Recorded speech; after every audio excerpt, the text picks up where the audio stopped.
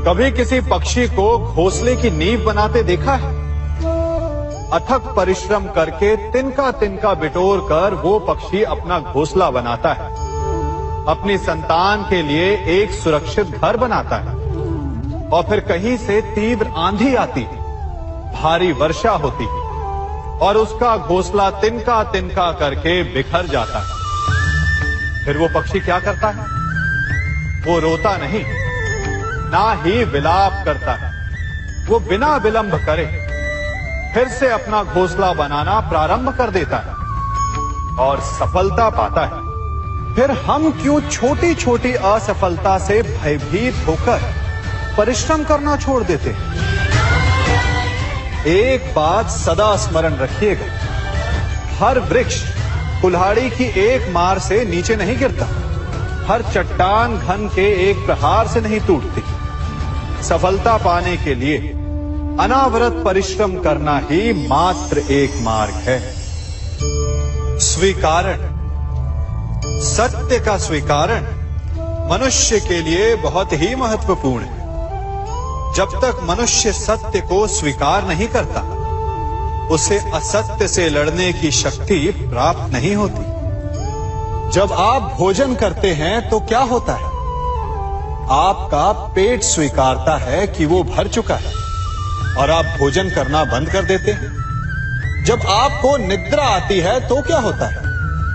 आपका मन स्वीकारता है कि आपका शरीर थक चुका है और उसे विश्राम की आवश्यकता है। उसी प्रकार जब आपको किसी व्यसन को रोकना हो तो आपको स्वीकारना पड़ता है कि बहुत हो चुका, चाहे वो लालच हो या मदिरापान। उस व्यसन का त्यागना तभी प्रारंभ होता है जब आप ये स्वीकार कर लेते हैं कि आप उस व्यसन के बंधक हैं।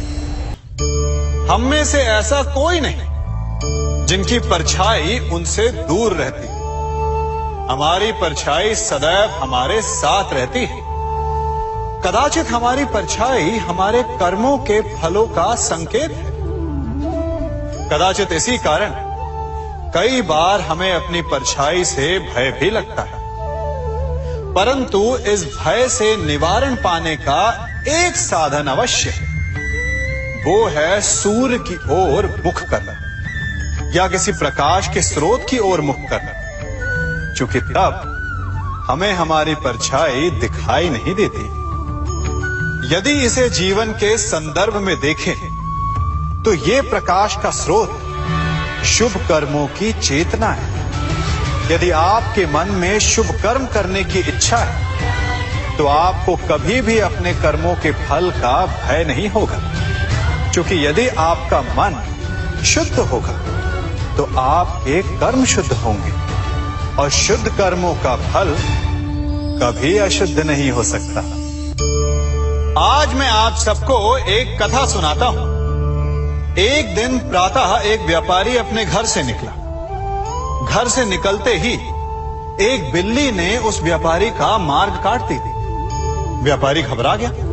वो फिर से घर लौट गया और शुभ घड़ी की प्रतीक्षा करने लगा। और जब वो पुनः अपने घर से निकला तब वो वाहन जा चुका था जिससे राजा तक पहुंचकर उसे भेंट देनी थी। राजा को भेंट नहीं मिली। राजा क्रोधित हो गए। राजा ने उस व्यापारी का व्यापार बंद करवा दिया। इस कारण व्यापारी क्रोधित होकर घर पर अपनी पत्नी से लड़ बैठा। पत्नी अपने बच्चों समेत मैके वापस चली गई और उस व्यापारी के जीवन में यदि कुछ रह गया था तो केवल अंधकार। और इन सब का कारण वो उस बिल्ली को मानता रहा जिसने उसका मार्ग काटा था। ऐसा ही एक दूसरा व्यापारी राजा को भेंट देने निकला और उस व्यापारी का मार्ग भी एक बिल्ली ने काट दिया। वो व्यापारी तनिक घबराया, परंतु उसने आगे बढ़ना अधिक उचित समझा। राजा तक वो समय पर पहुंचा।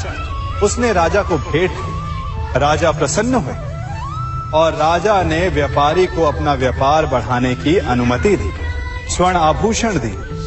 जब व्यापारी घर पर पहुंचा तो पत्नी को आभूषण और अपने बच्चों को देने के लिए वस्त्र थे उसके पास। हर ओर प्रसन्नता थी। समझ रहे हैं ना, दोनों के साथ एक ही प्रकार की घटना हुई, परंतु दोनों की प्रतिक्रिया भिन्न थी। ऐसा ही हमारा जीवन भी है। हमारे जीवन में प्रारब्ध का अपना स्थान है, परंतु उससे कई अधिक महत्वपूर्ण हमारी प्रतिक्रिया, हमारे सोच का प्रभाव है। क्योंकि यही हमारे जीवन को आकार देते हैं। इसलिए अपनी सोच को सकारात्मक रखिए। आपका जीवन सदैव आनंदमय रहेगा। आप इन दो पात्रों को देख रहे हैं। मेरे इस पात्र में जल है और ये पात्र मिष्ठान से भरा हुआ है। दोनों ही पात्र भरे हैं, परंतु देखिए, मिश्री को जल में मिला दिया, जल ने मिश्री को अपना लिया, मिश्री ने अपना अस्तित्व खो दिया। परंतु जल को अभिमान है कि उसका अस्तित्व अभी भी बना हुआ है। परंतु जो इस जल को चखेगा उसे अवश्य पता चल जाएगा कि ये जल अब वो जल नहीं रहा, ये अब शरबत बन गया। हमारा त्याग, हमारे बलिदान भी ऐसे ही होते हैं। जो इस बात को अनुभव करते हैं वो समझ सकते हैं कि कैसे हमने समय की धारा को बदल दिया। जो बलिदान देते हैं उनका अस्तित्व कभी नष्ट नहीं होता, अपितु उनका बलिदान संसार में कुछ ना कुछ परिवर्तन अवश्य लाता है। हम सभी कभी ना कभी, कहीं ना कहीं अपने जीवन में यात्रा अवश्य करते हैं। हमारी यात्रा में कभी पक्के रास्ते आते हैं तो कभी कच्चे रास्ते। पक्के रास्ते मनुष्य बनाता है और कच्चे रास्ते जानते हैं कैसे बनते हैं? चलते चलते बन जाते हैं। जब लोग एक स्थान से जाते हैं तो पैरों के दबाव से नीचे की घास कुचल जाती है।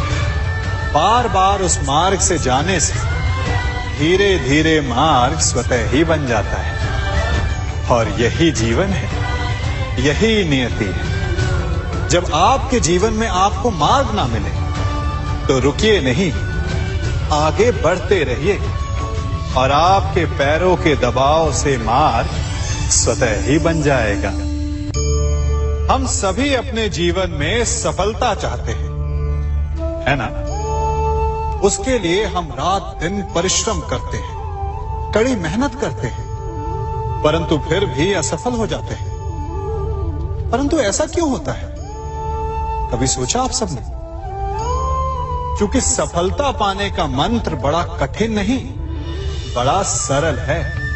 उचित विचार, उचित समय, उचित स्थान पर उचित प्रहार। जब आपके विचार, समय, स्थान और प्रहार यानी परिश्रम उचित है तो सफलता आप ही को मिलेगी। जिस प्रकार एक लोहार लोहे से कुछ बनाते समय उस लोहे के सही ताप तक के आने की प्रतीक्षा करता है और समय आने पर उचित स्थान पर पर्याप्त बल से प्रहार करता है और लोहा आकार ले लेता है, ठीक उसी प्रकार आपकी सफलता भी आकार लेती है।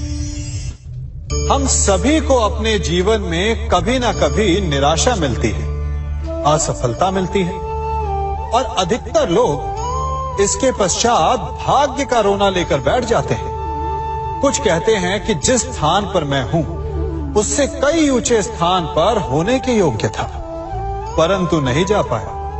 किसी को पीड़ा है कि उसे जो मिलना चाहिए था वो उसे नहीं मिला, भाग्य ही बुरा था।